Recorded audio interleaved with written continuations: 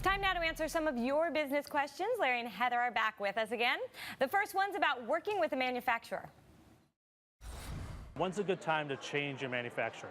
Do you base it more on quality or on the capacity of the manufacturer that you use? It's a good question, and when's a smart time to start thinking about it? Well, both. A lot of variables can come into play about why you need additional manufacturing or a new manufacturing, such as quality, cost. But you have to make sure that you never mess up your chain of supply. So I really recommend vetting other manufacturers at the same time. Whatever reason you either need new manufacturers or you need to add to your chain, you have to vet them while you're still running production. You know, we did a story a little while ago about a company that makes stand-up paddle boards.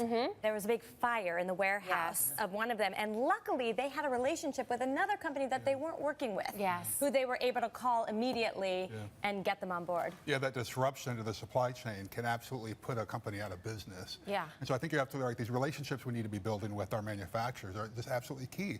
When's the right time to do this? Well, as soon as you start thinking that it's the right time, it's the right time. Right. Because something's going on here. But I think we need to ask ourselves, why do you want to change manufacturers? Is it because we're trying to control cost? Is the quality going down? But the truth is, in any product today, you know this, Heather, you got to have an excellent product, you know, and if you're doing great marketing, you're building relationships, you're going to actually be expanding your market share.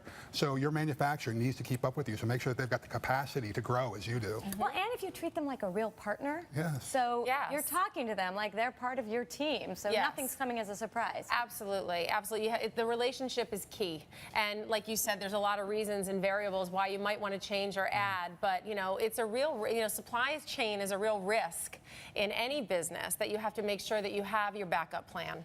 Okay, let's move on to the next one. It's an email from Arthur who writes, I have an online gift site. I'm unclear how to deal with sales tax. Do I have to go state by state to figure out how much I charge people? This was a big issue. It is still a big issue, and welcome to business, because everyone is still very confused about it. But the truth is this. Most states right now are trying to simplify this. And so make sure you've got a great CPA. But there's a thing called nexus. All right, we need to make sure that if you have a nexus in a state, the state's going to require you to pay some kind of sales tax or use tax. And that nexus might be a manufacturing facility or a distribution facility or an office. Some states are trying to expand the nexus just to your home office. Yes. If you live in a certain state, because the truth is, we ought to want to pay some tax. That's what pays for police and fire and roads and schools and all that kind of stuff. But the good thing is there are a lot of software packages right now that will calculate your sales tax for you.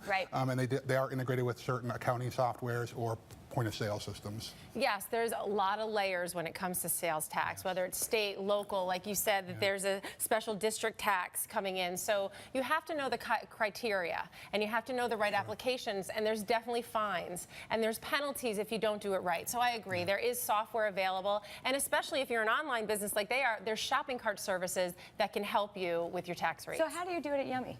We have a shopping cart service, so we do it within the service, embedded in the programs, which you always have to check because the state and local will change and they're variables, but there are software programs to help you with that. And on the good news is for startup businesses, a lot of people don't have to pay these online sales taxes until you get to about $1 million in revenue. Okay, let's move on to the next question. It's about funding your growth.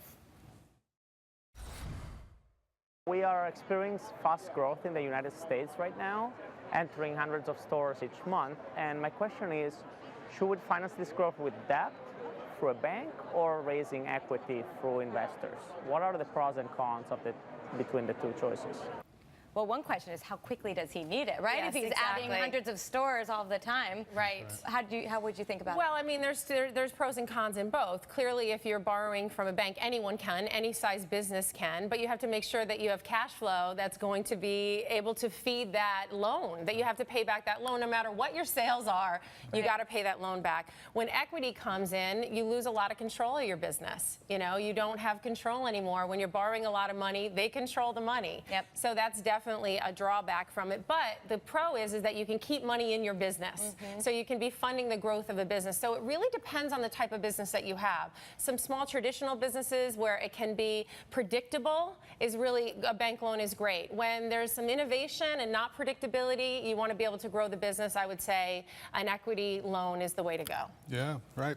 Listen, debt is so cheap nowadays, and it's flying in the face of traditional growth for businesses where we went to equity, right? The rule of thumb, I guess, is this, that short-term or debt is really kind of for short-term growth, right? Yep. Equity is more costly on the tail end of this, but you've got to go through the pros and cons. As you were saying, I think it's such a great point.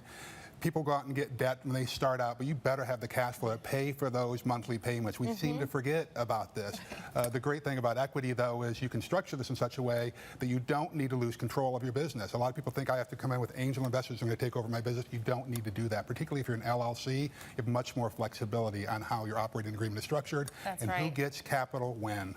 It also seems that he could work with his supply chain, going back to the supply chain, right? If this growth is happening so fast and they feel pretty secure that those sales are going to happen, he may be able to take loans from the people he is. 100%. They can hold the paper for him until 30 days and extend him a credit that could absolutely set him on fire in a good way. Right. All right, great. Well, thank you both for letting us pick your brains. Really appreciate it. And if any of you out there have a question for our experts, just let us know because we answer them every single week here on the show. You can get some great advice. Just send us an email. The address is yourbusiness@msnbc.com.